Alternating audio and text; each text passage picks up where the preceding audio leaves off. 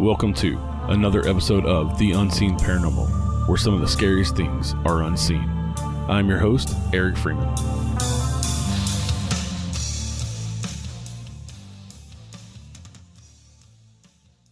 Hey everybody, welcome back to the show. Today we have a great show for you. We got a great 2-for-1 episode with 4 great guests. But before we get into that, I got something I want to talk to y'all about. I know I've had a few ads on the show here lately, and I hate ads in shows. I hate it when ads interrupt my favorite shows. Who likes ads anyway? So in an effort to keep the show ad-free, we have set up a Patreon account. The show will always be free to listen, but unfortunately it isn't free to produce. So if you'd like to donate the show and help us out, please go to patreon.com/The Unseen Paranormal Podcast, and we'll be adding more perks there for different tiers and that stuff coming up here soon. But really appreciate it if you'd help out the show and help keep ad-free. And now we'll get on with the guest. So first up today, we are talking to the directors and producers of a new documentary called The Sleepless Unrest. The Sleepless Unrest, they spend 2 weeks. They live for 2 weeks in the Conjuring House, and they film it all, and they put it all together in this great documentary. We are talking to Kendall and Vera Whelpton. And in part 2, we will be talking to Brian Murray and Rachelle Stratton. You may know them from A&E's Ghost Hunters, and they stayed in the house with Vera and Kendall, and we'll be talking about their experiences as well. So let's get on to the first part of the show with Kendall and Vera Whelpton. Thank y'all for listening. Hope you enjoy. Hey, Kendall. Hey, Vera. How are y'all doing today? Hey, how are you? Good. So I want to know how y'all came to want to go spend 2 weeks in the Conjuring House and how this idea came to be. Go ahead, Kendall.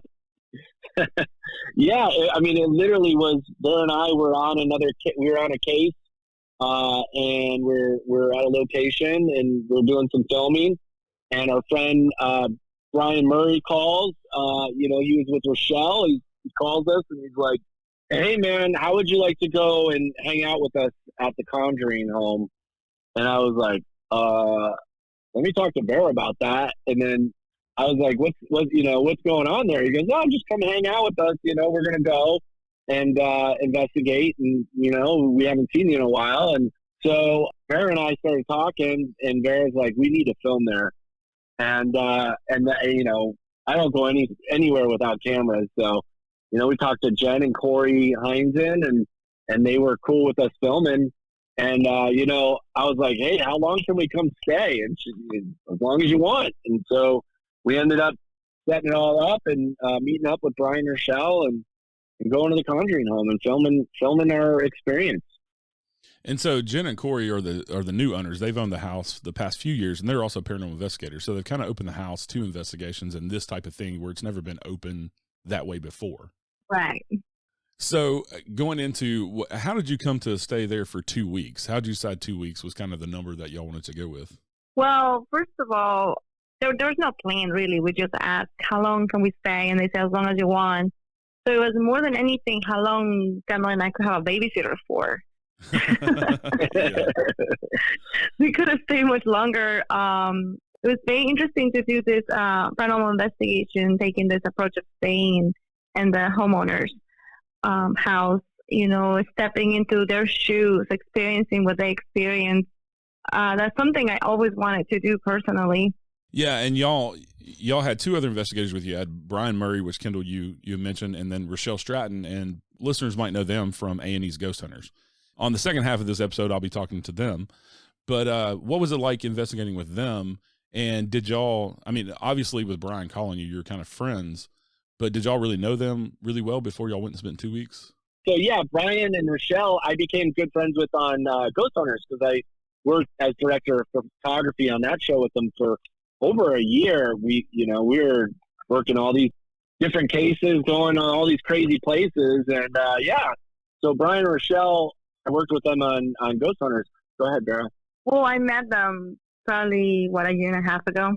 When you guys were still filming, I started talking to them. And I went through chemotherapy and radiation last year. So Brian is the one who started texting me. He was just so supportive and always texting me, always just kind of like sending words of encouragement and strength and prayers. And then soon after that, Rachelle started texting me too. And then we started talking on the phone, and it was like I knew them all along. We just became really good friends over the phone. And because Kendall had worked with them already, then I got to meet them, and we just it just felt like we just known each other for a long, long time. It was very natural. And especially, now we were doing what we love, which is, doing paranormal investigations and in filming and this new adventure. And I mean, I don't even know how to describe it. Like, it feels like I've known them for so long. When I think about it, it's like, yeah, I don't know them for so long, but it felt like it, and it still does. Yeah. And I bet living with them for 2 weeks, y'all probably all really know each other very, very well now. Yeah, especially after sharing one bathroom. Right. So going into the house at the first time, you kind of get to see on the documentary, y'all walking in, your impressions. But because Kendall, we were talking before we started recording, and you were telling me that y'all really didn't do much research going to the house because you want to kind of have your own experiences and not be influenced by that, other people's stories and stuff. So Vera, what was your first impression going into the house and the energy there and the feeling? The house it's super comfortable. When you first arrive, I mean, yes, a little intimidating, cabin in the woods kind of feeling. But Corey and Jen Heinzen are so welcoming and so easy to talk to, and just so friendly. Like, it was a really good experience, to be honest. It wasn't scary. It wasn't dark. It wasn't like evil feeling, nothing like that. I mean, also, on top of that, we were so excited to just be there and to have this opportunity to be able to film in this location. Then soon after, Brian and Rachelle arrived, and it was just a lot of happiness going on. There was no time to be dreadful. But interesting enough, and despite of us being so happy and just together and hanging out, and they started happening right away, which got us really, really interested to start going with the investigation. The overall feeling started getting worse as the days, progressed, especially at night. The energy, will you say, Kendall, the energy would change back and forth. There were days it was really mellow and calm. And it didn't matter if it was day or night, to be honest. The energy would just change out of nowhere. Like heavy, like someone's just watching you. It was a feeling of constantly being judged. I felt like it was always standing back, kind of judging what we're doing. And then, you put your guard down, your camera down or your guard down, and then something would happen. It was started out slow, and then it started ramping up as the days went on. And like Vera was saying, it was a lot of energy at the beginning, but then, after a while, you have a lot of sleepless nights because stuff is happening, and you start to get wore down. It's a very noisy house. Yeah. We will go to bed, and everybody's just, there's a lot of giggles and just kind of, okay, good night, guys. And then we go to bed, and we're starting to fall asleep. One of the guys starts snoring, and then you start hearing voices downstairs. You start hearing somebody talking, and there's nobody there. Absolutely, there's nobody there. And, a lot of steps, just movement. Like, the house is alive. It's really interesting. Yeah, and I could see how, a little bit apprehensive going in because of, there's this famous movie made about the house, which is not necessarily 100% true, but, Hollywood. Right.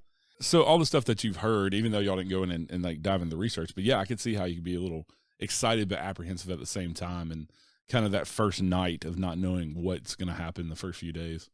Yeah, not to mention they put me in the most haunted bedroom in the whole house. And it has doors all over. There's doors next to me, and then doors on one side and doors on the other. I didn't feel cozy or private. It was just pretty open. Yeah. So, you do have, on top of that, you feel a little vulnerable naturally. Right. Not being in your own environment that you're used to, and you're staying here for 2 weeks. And absolutely. Yeah. Eventually, I think Kendall and I got pretty comfortable. We actually bonded with the place. It felt pretty homey. It wasn't scary anymore. I don't know. What do you think, Kendall? I think Kendall slept through the night most of the time. we would do our investigation till 4 or 5 in the morning, and then Vera and I have to do our production stuff because we're it's just us filming and doing the media and logging and like just organizing for the next day, charging batteries.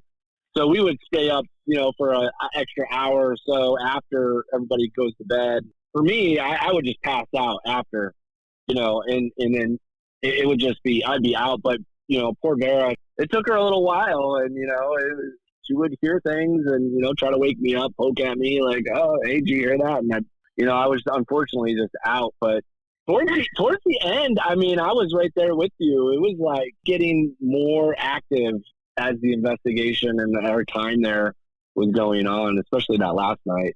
You know what's weird? It felt active the whole time, but not always interactive.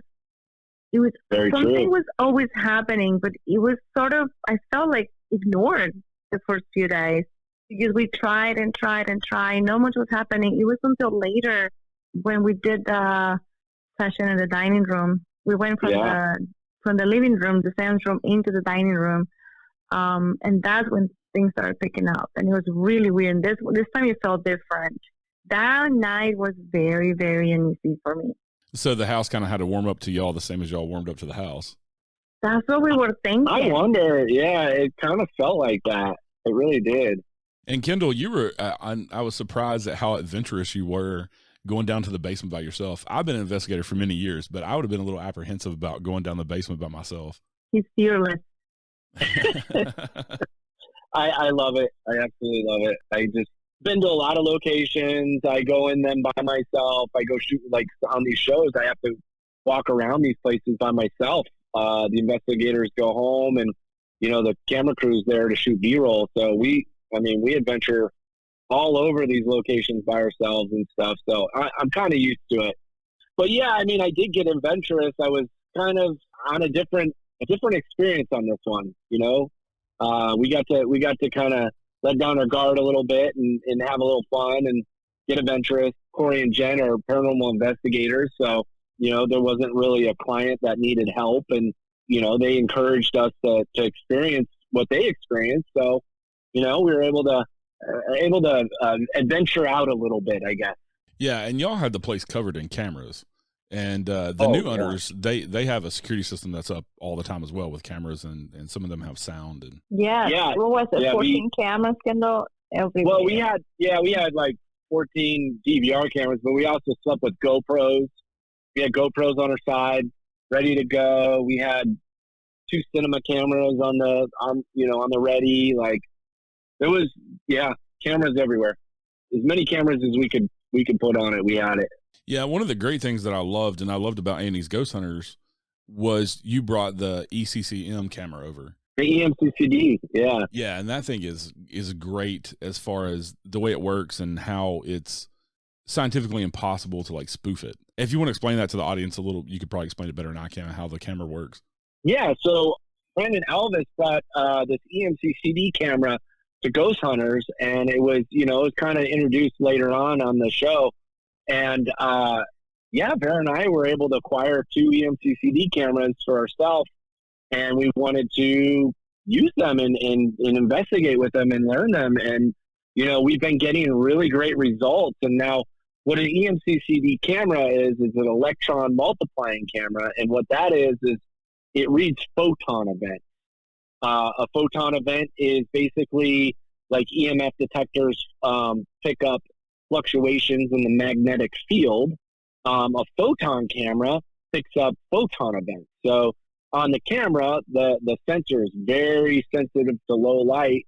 It will pick up these photon events and they will appear in the image. So it's much like an EMF detector because there's something, the photon is being fluctuated in the magnetic field. The photon event is happening in that magnetic field, and the camera is picking up that event. So topped with, if you get the photon event and then you get some kind of other movement on the camera, and you're getting 2 in 1 because you're seeing the actual movement, you're seeing the photon event. So it's a really great piece of equipment right now.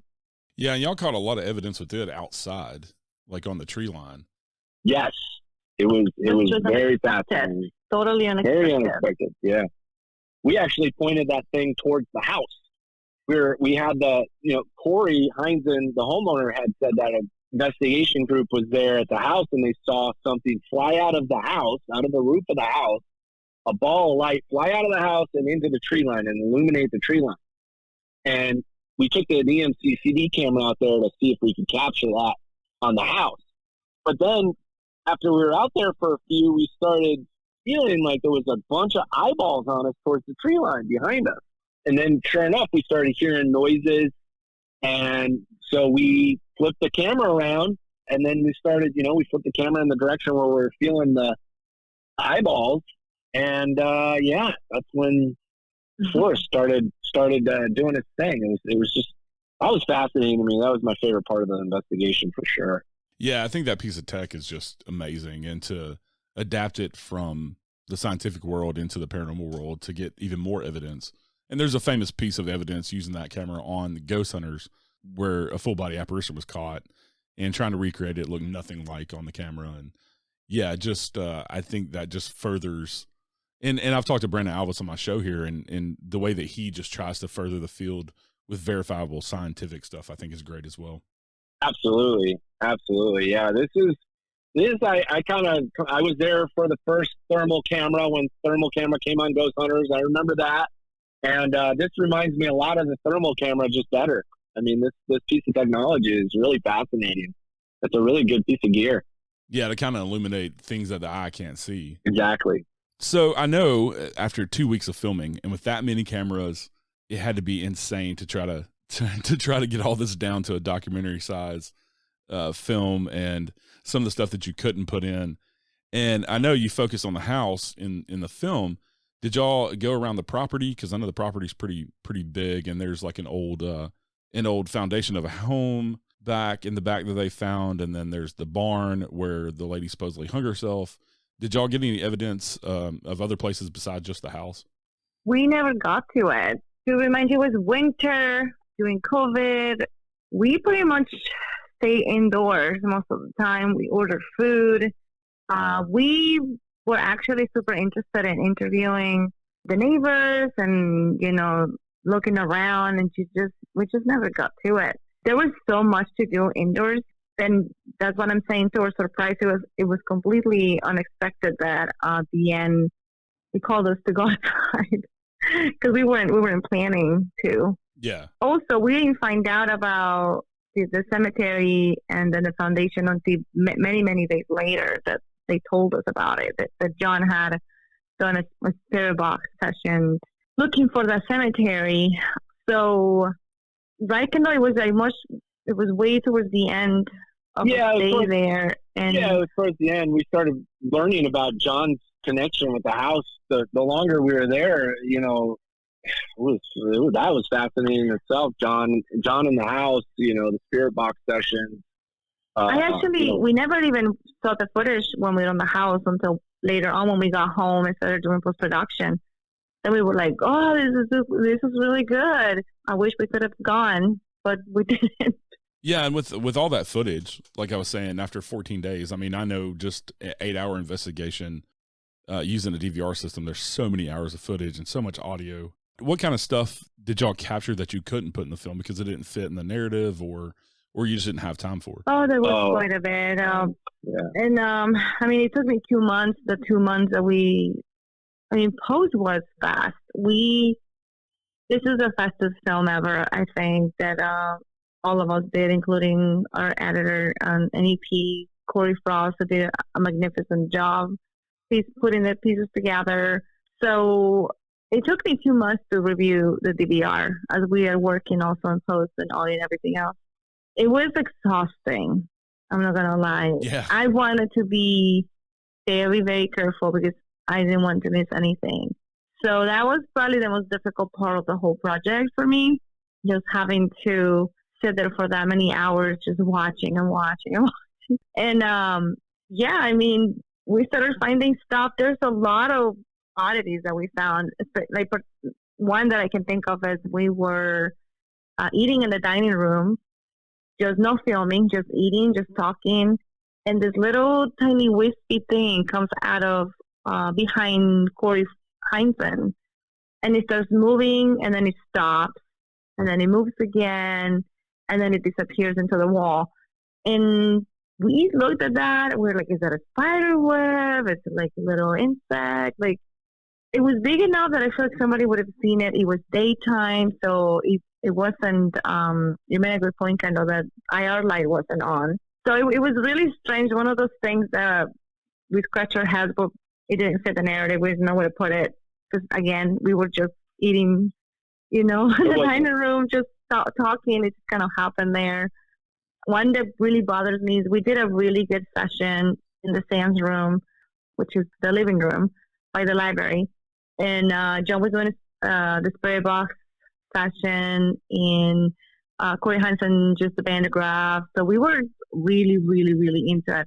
And all this stuff started happening. I was filming, and I felt like somebody in the basement, like imagine someone in the basement hitting the roof right underneath me with something really, really, really heavy. And it was so loud. And I mean, I heard it. I felt it on my feet. Rachelle turned around. She saw that I was kicking the couch. Like, I'm not kicking. I whipped the camera over to it. I was like, all of us jumped, and then the floor started shaking. Wow. Like an earthquake. And it was so intense that Corey Heinzen had to look to see if it was indeed an earthquake, and he couldn't find anything. And the thing that bothered me the most, I was so excited about that. I was like, oh my gosh, for sure we caught it. We all have mics on us. The cameras have mics. I know we caught it. And then we review the audio, and it was nowhere to be found. Oh. You see us reacting. The audio was nowhere to be found. You don't hear the noise. You don't hear the bang. Like, it didn't even show up. It's the weirdest thing. You see all of us reacting to something, and it was so loud. Like, in person, it was so loud, and there was nothing. And then at that same time, Rachelle had her digital recorder on. For some weird reason, when she played it back the next day, it was in all slow-mo. Wow. The recording was completely in slow-mo, like, almost sounded like, crazy. Sounded like a demon. Crazy voice. Yeah, like he played something in slow-mo. And that's how it recorded. It was the weirdest thing. We had a lot of electronic stuff just going haywire on us. Tons of electronics, cameras. Like I have never seen in my life before. I mean, disembodied voices. We did capture, and one of our DVR cameras have audio. So at some point, we nobody was there. We were sleeping. But at some point, one of the cameras, at the parlor, captured a voice that said, "Where's John?" And it was interesting because John wasn't there the whole time. John Huntington wasn't there the whole time. He actually left for quite a while to go to Boston, I think. And then he came back later. So it was interesting that you captured something saying, "Where's John?" And it's like in the middle of the night and everybody's sleeping. Yeah. What do you think is the most profound experience that y'all had in the house? I'm going to say the dining room. Yeah. Yeah. The doors flying open. What we filmed doesn't even show half of what we experienced. Yeah. Unfortunately, it was so intense. Yeah. The kitchen, the dining room there's two doors flying open at the same time. But there was a lot of noises coming even before that. It started ramping up. You felt it too. It was like ramping up to that point. And then that noise in the kitchen, and Corey's like, his face. Cool. That was it was intense. The sound was it was so loud, like an explosion almost, not like when you hit a door. Yeah. You know what I'm saying? Like some boom kind of. Oh. It was so intense. Like all I can think is like an explosion. It was like someone or something had just wanted to rip the doors off the hinges. Huh. That's how hard it slammed the doors open. Wow. And Vera, you had a dream before this happened that kind of went along with that experience. I never put them two and two together until later when we were at home again. Because I'm always dreaming stuff and I never know what to do with it. But it was interesting that I dreamed specifically about that door and a lady who was hitting it and throwing rocks at it and saying no more sand. She was upset. She was super angry. What I remember the most about her is she had a really raspy voice. And I remember in the dream thinking, was she like a heavy drinker or a smoker? I remember thinking that in dream because her voice was so raspy. So I don't know, it's just something. I've had a couple psychics reach out to me saying that they saw a woman with time period clothing with a raspy voice. And I was like, I never told that to anyone before. Yeah. So, yeah, I don't know. Fortunately, we never got enough evidence to say, oh, yeah, it's the spirit of so-and-so. Oh, yeah, this is evil. This is friendly. I feel like it started having interaction when it was time to go. Yeah. Yeah. So after spending the 2 weeks in the house, you'll have any plans to go back to do any other filming or anything? Yeah, we're heading back for a couple days. So we're showing the film at the Assembly Theater in Rhode Island, and then we're actually going to camp out at the house. We're going to go back and bring all our EMCCD cameras. I got another camera that I'm bringing. I'm going to test out. We're going to see.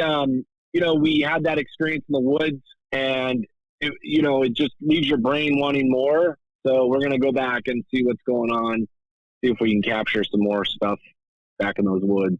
No, that's awesome. The camp out is open to the general public, right? You can buy tickets. Yes. Yeah, you can come camp out with us. It's a limited number that we have, but yeah, you can come join us. Definitely experience, hopefully it starts acting up. Yeah, it should be interesting. The link is on our social media, Sleepless Unrest Facebook page, and it's through Eventbrite. And we're excited. All you gotta do is bring your tent and lots of energy so we can investigate all night long. Yeah. It sounds like that'll be an awesome time. And we didn't get to talk about it today, but Kendall, you also co-directed the film with Steve Gonzalez, The House in Between, which is another great paranormal documentary that people need to go watch. It's wonderful. Do you have any other films in the works or any ideas that you want to do here coming up soon? I know the Sleepless Unrest just came out, so you're kind of busy with that, but.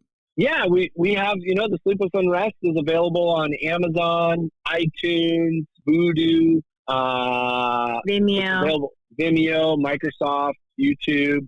Redbox. Redbox. You can get it on DVD. It's 4K DVD, Blu-ray. You get that from Walmart, Amazon, or Target. We're working like crazy over here at Robot Ninja. We got another movie. So, yeah.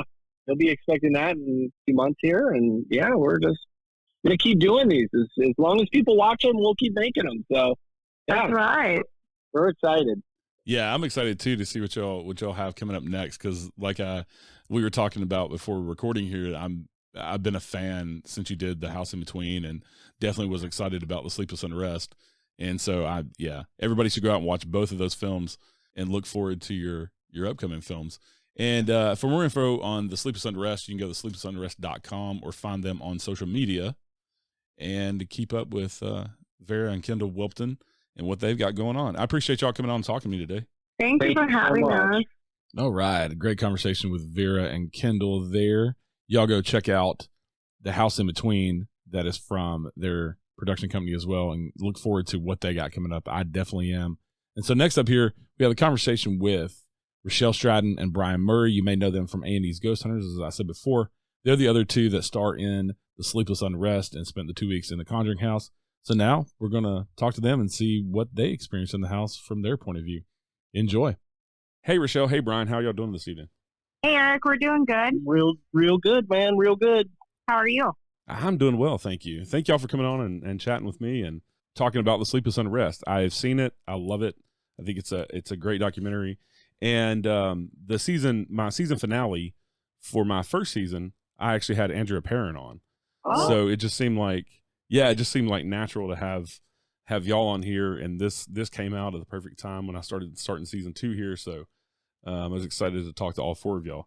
So I've got Kendall and Vera's kind of from they come from like the director, producer angle with a little bit of the paranormal thrown in. So I wanted to have y'all separate so we can just talk about paranormal for the most part. Sounds good to me. So y'all knew Kendall from filming Ghost Hunters. Yeah. Correct. Yeah. How did y'all get involved with spending 2 weeks in the Conjuring House of all places? Well, I would say that Kendall, Rachelle, and I, we become pretty good friends on the show previously. And there was some downtime. We didn't know what was going to go on. And Richelle and I did a podcast for the Dark Zone where we met Corey and Jen Heinzen. During that podcast, they, I don't know, I guess they kind of liked us. So Corey flashed his number on the podcast and we kind of wrote it down. And from that moment, we started texting with Corey. And I had literally started texting Corey every day. And I said to him, we need to come to your house. He was like, anytime you want. So basically called Kendall and Vera, said, hey, you guys want to go to the Conjuring House? Just do like a friendly investigation. And they were like, of course, yeah, we definitely want to come. Because, you know, Kendall's gotten to go on investigations with us, but not necessarily got to investigate with us, if that makes sense, because he's behind the camera. And we missed him. And we wanted to meet Vera. We became really close with her on our time off with, you know, phone calls and messaging and everything. So we were like, this will be a perfect opportunity for us to all hang out again because we miss each other and have some fun. The Conjuring House has been on my bucket list. I believe it was on everyone else's as well. So, yeah, we were like, all right, well, this is when we're going. And it was great. And we got there. Kendall and Vera actually got there before us. And when we walked in, they had so many bags and cases and stuff. And we're like, man, guys, you're like really moving in, like taking it literally. And Kendall looked at us and says, we're making a movie. And we said, oh, okay. Well, what do we need to do? He's like, nothing. You're going to do exactly what we were planning on doing. He's like, I'm just filming everything. We're going to film what our experiences are. And he's like, we're just going to, you know, document it to see the activity. We'll investigate and we're going to live like the homeowners live and see how it goes.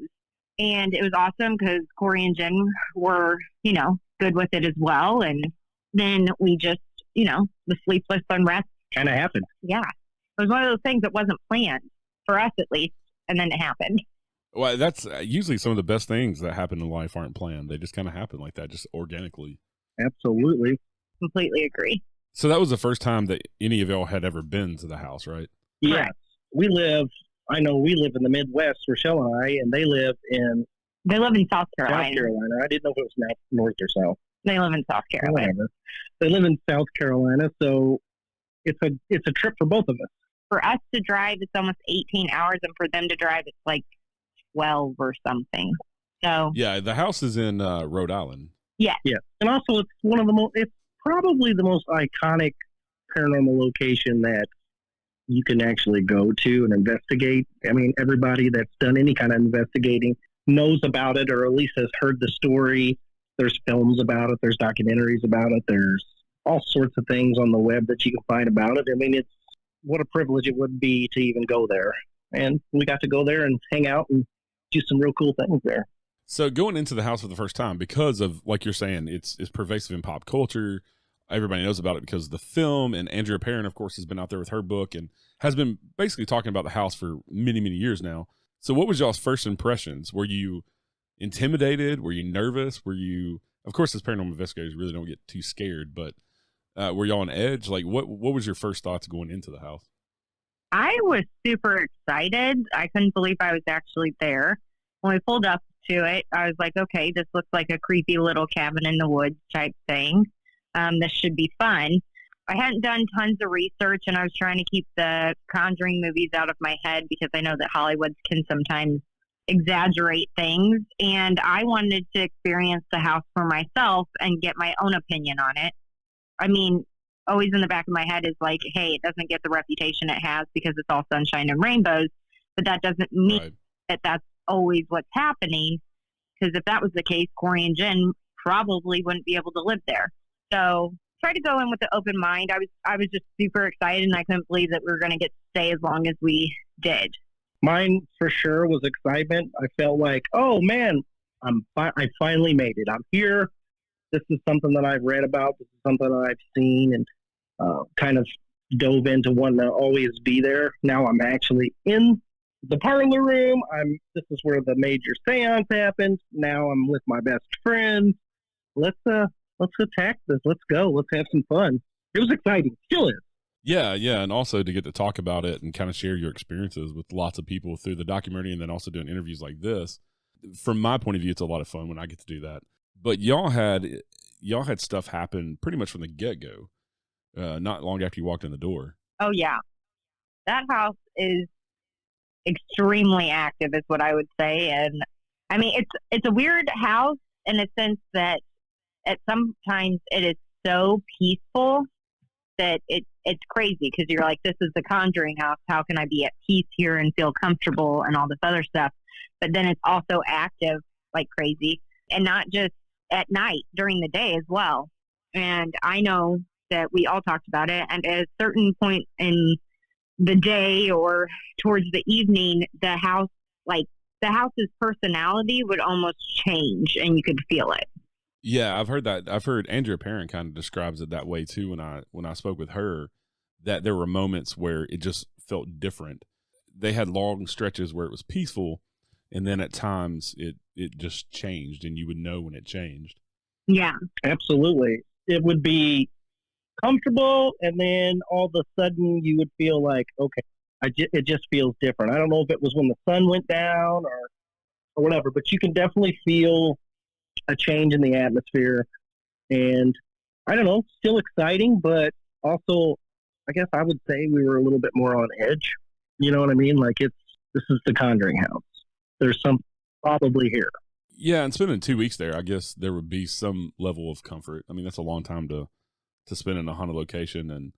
And also I talked about this with, Kendall and Vera about you're away from home. You're not, in your normal environment. For ghost hunters, y'all were on location maybe a few days at a time at the most? A week.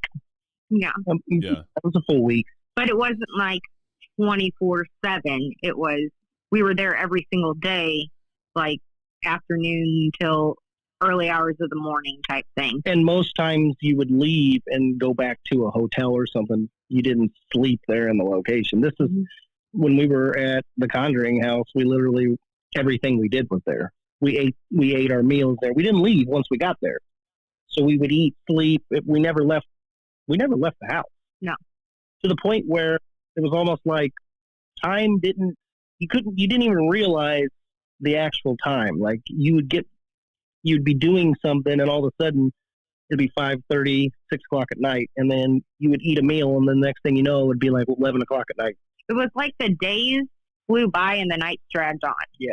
So did y'all have a lot of sleepless nights? I know it's called the Sleepless Unrest, but I mean, for one, not being in your own bed, like we were saying, but also, I mean, just with the activity, did it keep you up at some nights? Every single night. There was not a full night sleep for 14 days. I think we got 3 hours at maybe. Yeah, a night. So it's safe to say that by the end of our stay, our nerves were shot. We were sleep deprived. And yeah. I can even remember, Rachelle, one time something happened. Something was going off, a device was going off or something. And this is like day 10 or 11. And Rachelle was like, don't we already have enough evidence? My God, I just want to. And that just says something. We're paranormal investigators. We get excited about activity. We want to know what's causing it. We want to try to figure it out. We want to interact. We want whoever's there to communicate with us. And after it going on for so many days and never getting that break from it, or like removing yourself from the haunted location, even as a paranormal investigator, I was like, I've had enough with the interaction for now. All I'm asking is like 5 hours of sleep. I think I could work on 5 hours of sleep, but you're giving me 3 and it's like you're breaking it up where like you let me sleep for like maybe 20 minutes and then you bump the bed. Because that happened every single night I was there. And Brian's bed got bumped as well. That's why we ended up putting that music box between our beds, because all night long my bed was moving. Where both of our beds were shaking or moving or bumping. We would hear what sounded like people walking. We would hear jiggling of the doors. These doors weren't like door handles. They're kind of like the hooks, like latches. You'd hear that happen. It sounded like people were walking up the stairs at times. There was no rest. Mm-hmm. As a matter of fact, one time Rachelle was doing like an interview and they were interviewing her, and Kendall was, he was filming her, and Vera was asking questions or whatever to Rachelle, and I'm sitting on a chair and like literally passed out.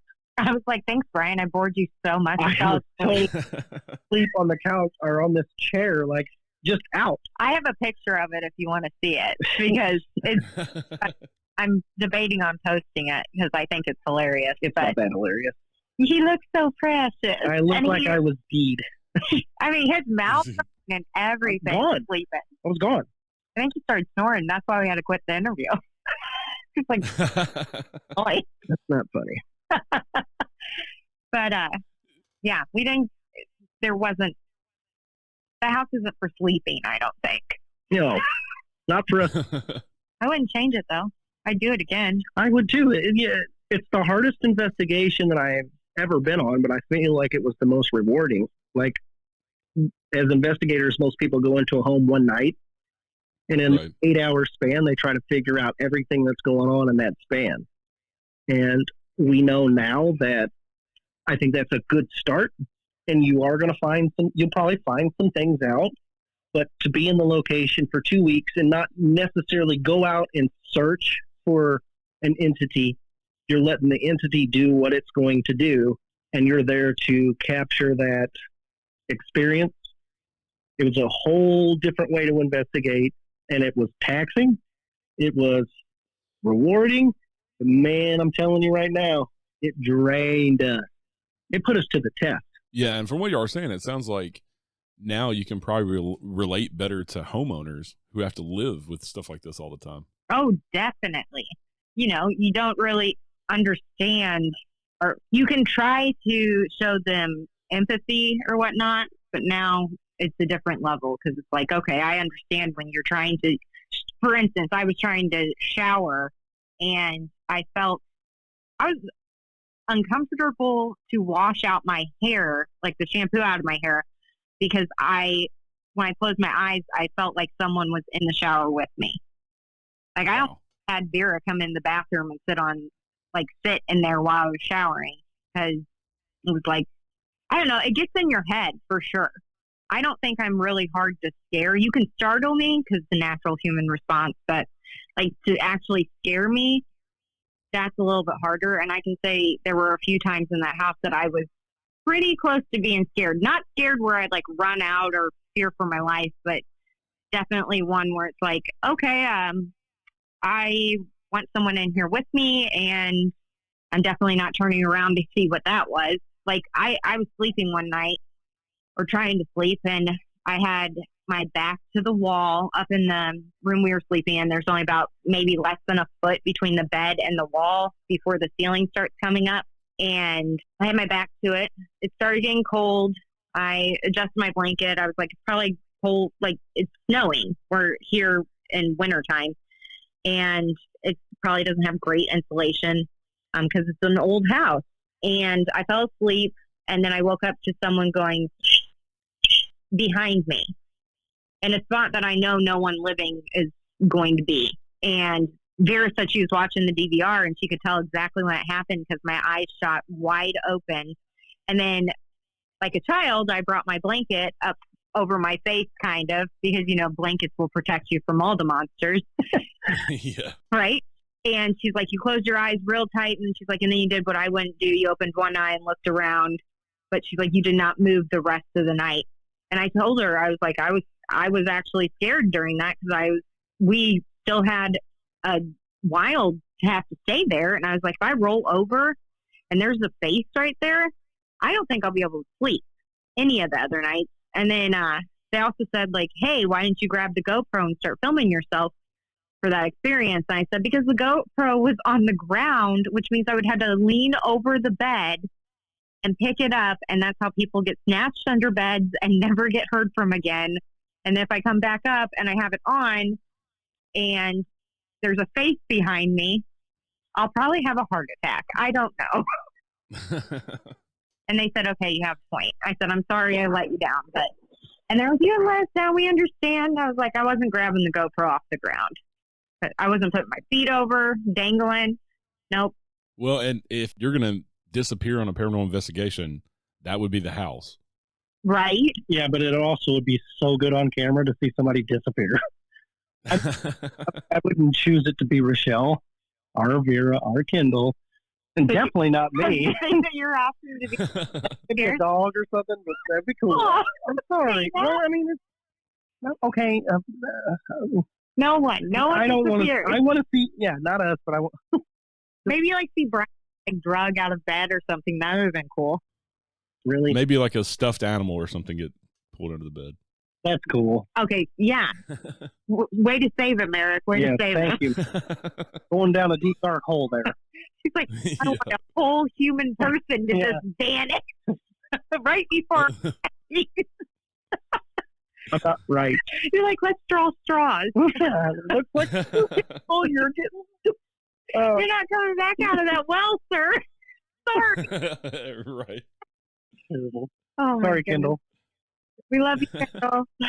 We're so happy you came back out of the well. Oh no, Kendall fell in the well. I'm sorry. Yeah, I was laughing during that part because Vera was laughing and she's like, "You're not going to get back out of there." Well, we were kind of all talking. I mean, we all let him do it. Like, I think I helped move the board to get him down there. Yeah. Like, Yeah. okay.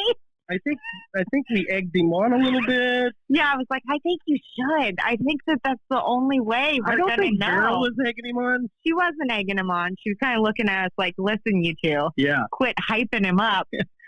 Turn our head. Next thing we know, where's Kendall? We looked down there and we're like, you might want to put your mask on, bud. We don't know. But yeah, he came back up. I was gonna go down the well, but I was like, my husband sees this, he's gonna be so mad at me. Like, he's gonna say, because he doesn't like it when I do things like that. He's like, you don't understand how dangerous stuff like that is. I'm like, not at the time. When I come back out of it, I'm like, whoa, that wasn't super smart. Like, I could have hurt myself. Right. But it's an adventure, and that's what we like.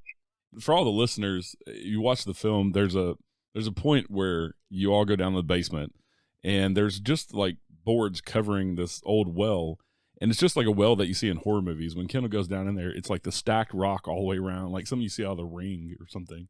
Yeah. So why not go in it, right? Right. And it's not, I mean, I wouldn't go down. I'm a big guy. I'm like 6 foot, 250. Like, I'm a big guy. I would not. No, you wouldn't get me down in that hole. Kendall is a ninja. Like, he's a robot. Oh, he's a robot ninja. Yeah. I like that. That was a shameless plug. I love that plug. Sorry, we're ruining your show. Y'all are fine. Y'all are fine. Did any of y'all ever get touched while you're in the house? Kendall did. Brian, Yeah, you forgot I felt like. about when you were sleeping. Oh, yeah. When I was sleeping one night, I sleep on my side, and it felt like somebody pushed me enough to wake me up. Like, how do I say it? He moved. Yeah, I moved. You can't see me right now, but I'm doing the actual moving. You do, Rachelle, so I don't know why. I don't know. I'm dead asleep. I'm on my side, and something pushed me enough to wake me up. I rolled, kind of. It's really hard to describe without saying. He was on his side, and it pushed him to his stomach, and then he came back up. Like, Yeah. oh shit, what happened? And I was like, okay. Right. Then actually I said, Rachelle. Yeah. Every time this man woke me up in the middle of the night, it was always aggressive and like the worst way to wake someone up in a haunted house. Yeah. Like, Either I did creepy, like he'd whisper my name when he's standing like really close to my face to wake me up. One night he violently grabbed my leg to wake me up, and then there was another night where he just stood there staring at me until I woke up to a shadow, which it was him. Look, I did not know the proper way to wake somebody up. Okay, I tried all three, and you know what? All three got her attention, so it's a win over here. The music boxes creep me out for some reason. And so when I was watching the documentary, y'all are like, okay, we're going to put this in the middle of our beds. And I was like, that's the creepiest thing to me. If that started playing in the middle of the night and woke me up, I think that would creep me out more than anything. Because those little music boxes they make for the paranormal are just creepy. Yeah, we had the same conversation. I remember us saying, okay, we're going to put it right here, but if this thing goes off. Yeah. We were like, wouldn't it be nuts if it went off? But we had to put something there that was going to make noise, and we thought that music box would be perfect because, I mean, it's creepy, the music playing, even when you're the one who sets it off is creepy. But it just validated the fact that something was moving between our beds. That had been there, that music box had been there for days without doing anything. And we had enough of the bed shaking or getting bumped during the night that we decided to put something there. If something's bumping these beds or if something's shaking, we're going to try to put this in the area where we'll know if something's in the area. Mm-hmm. And for the first couple of nights that it was there, or 3 or 4 nights, it really didn't do anything. And the night that it did, it was like... I was going to say, other stuff went off those nights. Yeah. Not the music box. Once it did, I mean, when you're asleep, that's your space. Right. You know, you kind of don't want... We're so tired. We're going to bed at 6 in the morning. We're starting at 9 in the morning. And we're not leaving this location. Things are happening daytime, nighttime, when you're eating, when you're going to the bathroom, when you're taking showers. It was a constant thing that was going on. Just some kind of experience was happening. Okay? So when you finally got to go to bed, I mean, I can remember us being so tired that just wanting 1 hour of sleep, and we couldn't get it. Something would continuously happen. Like it was kind of trying to wear you down or something. Yeah, it worked. It worked. For the listeners, when y'all are describing where y'all slept, when you go and watch a film, you'll see that Richelle and Brian's beds are about 2-3 feet apart, and the footboards are facing each other. Yeah. Little twin beds, like we're at camp. Yeah, and y'all are up against the wall with the ceiling sloping right down beside you. Yeah. The thing about it is usually when people sleep in the same room with other people, they can be like, okay, this ain't that big of a deal. You know, they're right there. Yeah. Not here. I can remember, look, I was in the Marine Corps for several years, all right? And I feel like I'm a tougher person sometimes. After about day 3, I was not going to the restroom without somebody going down there and hanging out with me, okay? I did it a couple of times. I remember going downstairs one night, and I was like, I walked past the library, and I look over and I say, I don't want to hear nothing from you. I'm just going to the bathroom, okay? Because I was fed up with it. There's only been one place that I've ever been that I felt like that, and that was the Octagon Hall in Franklin, Kentucky, which is another notorious place. But yeah, even with everybody in, 10 feet in the other room and I can hear them talking, it was just, for whatever reason, that place was just creepy to go anywhere by yourself. Yeah, and then you start feeling bad about yourself, You're like, come on, like, I like to do this. I can do this. And then next thing you know, you're waking someone up in the middle of the night to walk you to the bathroom. I thought I was going to get kicked out of the club.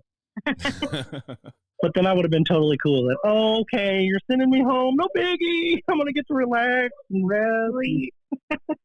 No, I wanted to do the whole thing. I loved it. Yeah. To me, on the documentary, the creepiest place that I saw from the footage was the basement. It's just really creepy. But what did y'all think was the creepiest part of the house? I will say the basement was creepy, but at the same time, we have a lot of basements like that where we live. Yeah. We're from Alton, and a lot of the basements around here in those old houses look like that. So it wasn't like, it was creepy, but it wasn't to the point where, like, I think it was the hallway from the parlor living room area to the dining room that all of us found out when we were watching the DVR system, that all of us walked a little faster through that area or almost like ran through that area. It was just an eerie feeling because you have the stairs that go upstairs, then you have the door that goes down to the basement and the door that goes outside that has a bell on it. And that area right there just always, for me, felt like someone was just lingering in there. Yeah, I think the library was pretty intense, too. There was a few times where we'd be doing something or just kind of talking, not really trying to, just taking a break, and you would hear, like, the door, you thought the door might have opened, or you hear something rattle in there. But then, at the same time, that's the place that we kept going. All of us kept sitting in there throughout the day. Like, I was drawn to sit in the library. Yeah, and just, even though stuff constantly was going off in there. I can't tell you how peaceful the house is. Yeah. I mean, even if you see the film and you see other people investigate it and you know the story, there was a lot of times where it was just peaceful, even though things were happening. That's what put me on edge the most, I think, is that I'm like, I should not be as at ease as I am with all the activity going on. Something with this house makes you want to be there, even though it's basically torturing you, not letting you sleep and kind of wearing you down. You just want, after we left the house, we wanted to go back. Yeah, for a month to 2 months afterwards. Which I'm super excited that we're going to be going back in a couple weeks. Yeah, so, y'all are going to be camping out, and people can buy tickets for that. Yeah. Which we're excited about. Kendall said he's going to bring the EMCCD cameras. We're going out in the woods, guys. And we're gonna figure out what the knocking was. We're gonna have fun. We're gonna have fun. Hopefully, what those lights are. Yeah, some of the stuff y'all caught with that camera is just amazing. When the first time I saw it on Ghost Hunters, and some of the stuff y'all caught on there was phenomenal, and then to see it brought into the fold with y'all there, yeah, just there's no explanation for any of that. It's stuff that we're still scratching our heads over it. I don't think we're 100% ready to say what it was, other than it's got to be something paranormal. This was in the middle of November. It's not lightning bugs. That camera's not designed to pick up like normal, like an IR camera would. Right. So I don't know what it was, but it was happening, and I feel like we need to go back and do some more things there. Yeah, and actually go back. I talked to Kendall and Vera about that too, how because it was winter with snow on the ground and y'all really didn't get to go out and investigate, and y'all kind of going out with the EMCCD camera was kind of a fluke because y'all just went out. It really was. Yeah. Because I think we were going to try to shoot at the house. Well, Corey had told us that there were some claims that they had seen light coming out of the house. So you guys were going to shoot towards the house and we were going to go check out the barn. But also, we had heard things outside, what sounded like every single one of us, when we were outside at one point or another, heard it sounded like someone walking or stomping through the woods. And we would go and check it out and, didn't see any animals or anything like that. And we would hear knocks and things. It was just a strange. I can remember exactly why I turned the camera around. Yeah. It's because we heard something out in the woods. Yeah. Like it was designed to, we're going to get the back of the house with that camera and see if we couldn't see something coming out of the house or whatever. But I remember we heard something out in the woods. That's why we turned it that way. And when we did, as soon as we turned it around there, we started seeing those flashes of light. And I can remember saying, "Did you watch this? Did you see that?" And then they would get higher and brighter. And then after Kendall came out, he was actually getting batteries. When he saw them, then we went out into the woods and started banging on the trees. What you guys got to see and how long that actually lasted, it lasted for over an hour of us hitting on those trees and getting responses. Wow. Yeah. Like all around you. It was, and this I don't even know. Is in the winter in Rhode Island. I don't think I could feel my toes anymore. Brian and I were stupid and cut off our fingers on our gloves. Like, that's how sleep deprived we were, is that we thought that was a great idea because then we'd have our fingertips out so we could mess with things and be able to, like, feel stuff. But it's like, no, because that was what was keeping them warm. And now... So we just went in and cut them all off. Frostbite, you idiot. Like, I went to the bathroom or something and came back, and he didn't have the fingertips on his gloves anymore. I said, "Hey, that's cool. Where'd you get those?" He said, "I just made them. I cut them off." I said, "Okay, I'm going to do it too." And he's like, "Okay." And I got the scissors. And I was like, we'll be able to do so much more stuff without these stupid fingertips on these gloves. And then we were really regretting it when we were out in the woods interacting with someone. That was so stupid to cut these tips off. I think I told you that. I was like, because I can't feel my fingers to even like push a button or anything. We thought it was going to be a great idea. We didn't know it was going to be 7 out. It's a bad idea to cut the fingertips off your gloves because you think you'll be able to use your fingers better. Right. Yeah. And then you still can't use them because you can't feel them. Right. Yeah. So keep your But we still got the gloves. We do still have the. And I guarantee we'll see it. We'll use them again. So, like I said, y'all are going to do, like we were talking about, you're going to do the camping trip up there where everybody can come and watch the movie with y'all and then camp out and kind of investigate the property there. What else do y'all have going on coming up here soon? So we have that investigation coming up August 13th, Friday the 13th. Oh, no. And then we're doing a showing of the movie on the 14th. I can't remember the name off the top of my head, but it's on our social media, what theater it's going to be playing at. And we'll do a Q&A after the movie. And then in September, we're having a 2-night investigation in Kansas City. One of those nights is already sold out, and the other one only has like a few tickets left. Mm-hmm. But that's the weekend of September 10th and 11th. And that's also on our social media if anybody wants to buy tickets to that. And then, there's some things in October. We're going to Old South Pittsburgh Hospital on the 23rd of October. Gonna play some hide and seek. I might have to come see y'all. That's in my neck of the woods. I live in Middle Tennessee. Let's go. Come play hide and seek with us. Yeah. It'll be fun. Yeah. We'll be there on the 20th. And then investigate as well. October 9th, we're jumping all over the place. Sorry. October 9th, we'll be at the Beacon Theater in Virginia, which we're excited about. Then we also we're going to be at the Las Vegas Para-Unity Convention in December.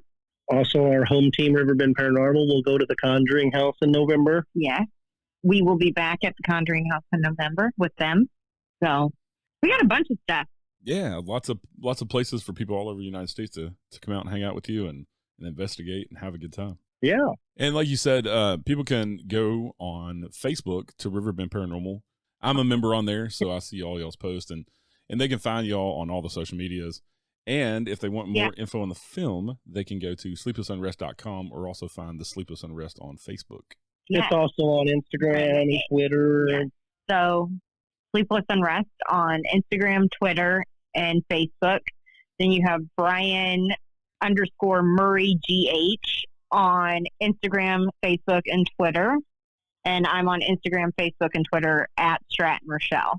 And then you have at Kendall Whelpton and at Vera Whelpton on all of those as well. That we'll be posting all of the stuff that we're doing and the investigations we're going to have and things about the Sleepless Unrest. So that's really the best way to get information and follow what's going on. Yeah, and I love y'all as a team, the four of y'all. I thought it was like y'all just meshed because y'all know each other and stuff. And but on the documentary, it just works really well. So I look forward to some video projects. Hopefully, y'all have coming up in the future. Oh, you want to see us do more things? Yes, I do. Kendall, are you listening, Vera? Kendall, don't get rid of us. Of course. Yeah, I blew Kendall's mind when I talked to them that I'm a fan of his anyway from The House in Between. And yeah, great film too. Yeah, that is a great paranormal documentary as well. But everybody should go out, and they don't have to go out. They can go on Amazon. Y'all are all over the place. Amazon, Vudu, anywhere video on demand, you can find the Sleepless Unrest, and I recommend going and watching it. It's great. Oh, thank you. And leave us a review if you'd like.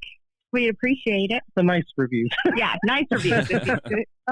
Well, thank y'all so much for coming on the show today and talking to me. It's been awesome. I've really enjoyed it. Thank you so much. Well, thank you for having us. We really appreciated it.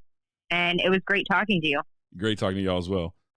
All right, everybody. That's all we have today. Hope you enjoyed the show. Stay safe out there. We'll see you next time. Have a good day.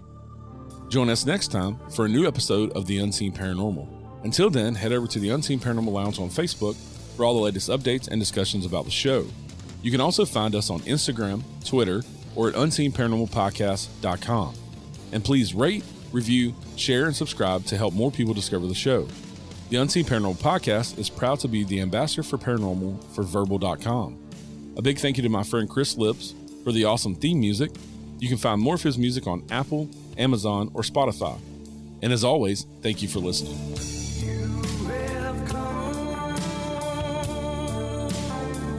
To the end of the line. Whoa.